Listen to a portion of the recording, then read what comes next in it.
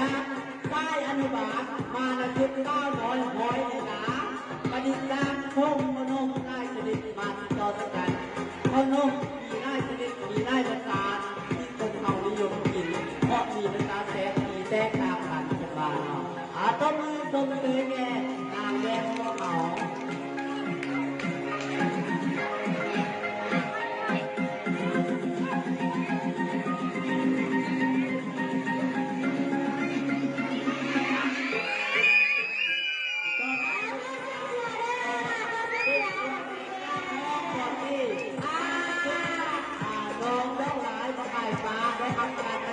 มาจากทุ่งหยาเชียงสาม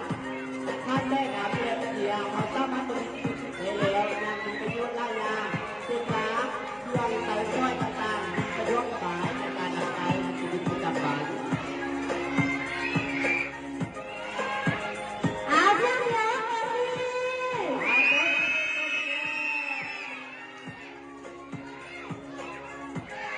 และต่อไปนางอาทิตาเป็นตัวแทนจากพ่อของนางมาในชุดอาทิตย์ชุดมีการเริ่มขยายวัฒนธรรมปฏิจจาพาหาในทุ่งหญ้าดอกไม้ที่สุดแดงคุณลาไปอันมากมายกลายเป็นสัญลักษณ์ของเมืองทั่วสายเมื่อนำไปแล้วกลายเป็นที่เนื้อที่เลยสลายเลยสานำมาใช้เป็นเครื่องใช้สิ่งของดอกไม้บนพวกที่เกิดประโยชน์ใดสุดที่แน่นยาวและมีว่ามุงเล่นเป็นกำลังให้เราทำได้ของดีและต่อไปนา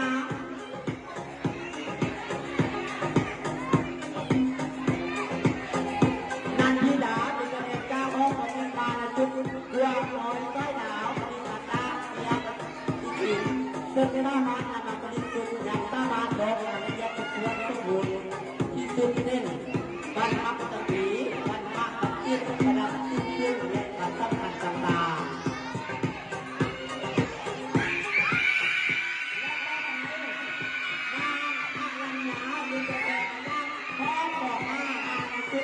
เจ้าหญิงแห่งทุ่งหญ้านักนี้อดีตนาทุ่งหญ้าก็ไปพอดูนำทุกท่านมาเป็นเจ้าแทนการมีไปทุ่งจากทุ่งหญ้าการติดรถตั้งเอาตั้งเอาทีมอยู่แล้ว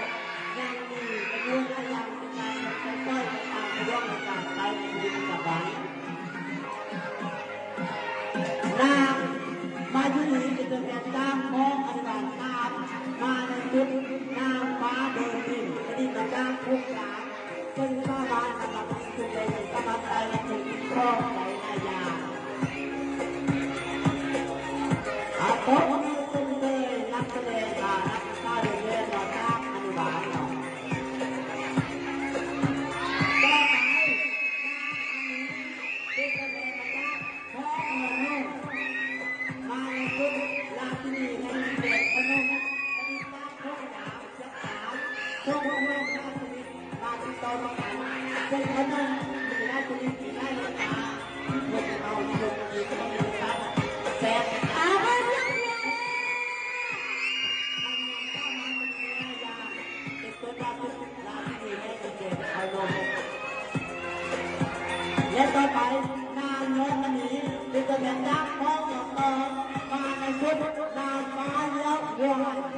ที่มาจากทุ่งหญ้าเชือกป่าซึ่งชาวบ้านนำมาเป็นจุดและชาวบ้านใช้มาเป็นสิ่งของในหลายอย่าง